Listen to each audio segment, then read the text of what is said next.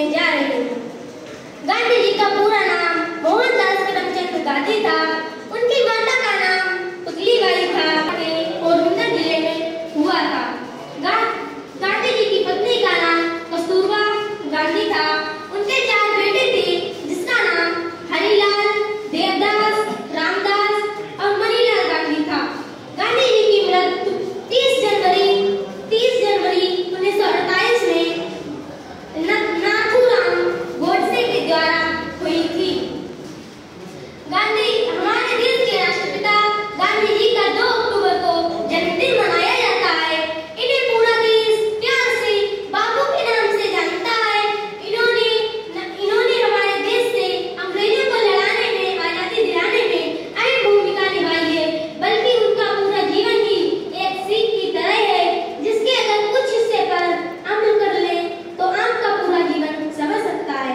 भले आपके साथ कोई खड़ा हो या ना हो, लेकिन आपको पता होना चाहिए कि आप जो कर रहे हैं वह सही है।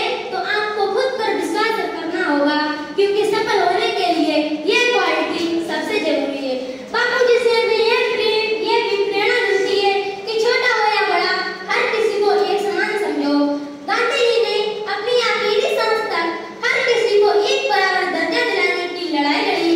दक्षिण अफ्रीका में जब उन्हें पक्षपात का सामना करना पड़ा, तो उन्होंने इस अनुचित व्यवहार के खिलाफ आवाज उठाई। उन्होंने हमें सीख दी है कि हर किसी को एक समान समझो और एक समान दर्जा दो। लिहाजा बच्चों के लिए बेहद जरूरी है कि वे हर किसी को एक समान रूप से सम्मान करें।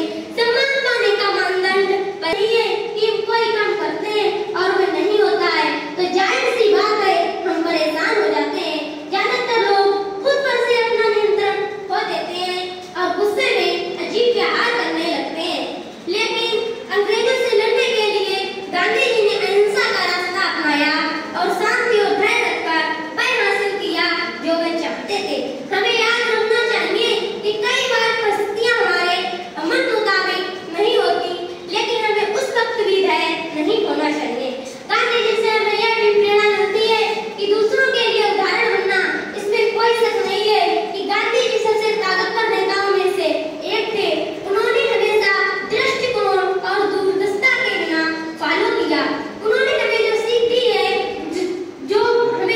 जिसे हम आज भी सामाजिक वातावरण में इस्तेमाल करते हैं। अगर आपको एक सच्चा मार्गदर्शक बनना है तो आपको पहले लोगों को प्रोत्साहित करना होगा, लेकिन हमेशा नर्म रहते हुए। गांधी जी कहा करते थे कि राजनीतिक स्वतंत्रता से ज्यादा जरूरी स्वच्छता है।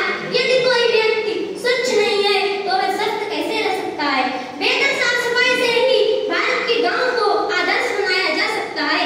नदियों को साफ रखकर हम अपनी गलती को स्वीकारना झाड़ू लगाने के समान है, जो सतह को चमकदार और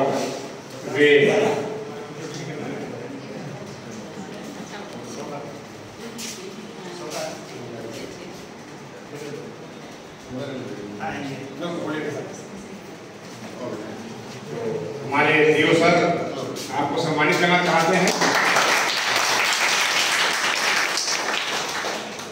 ये बड़े गर्व की बात है कि कुंती जी ने बहुत ही ओजपूर्ण भाषा में अपना विचार व्यक्त किया और हम चाहते हैं हमारे हर विद्यालय से बहुत सारी कुंती ऐसे बच्चे निकले। इसी कामना के साथ आज के कार्यक्रम को समाप्त करते हैं। धन्यवाद।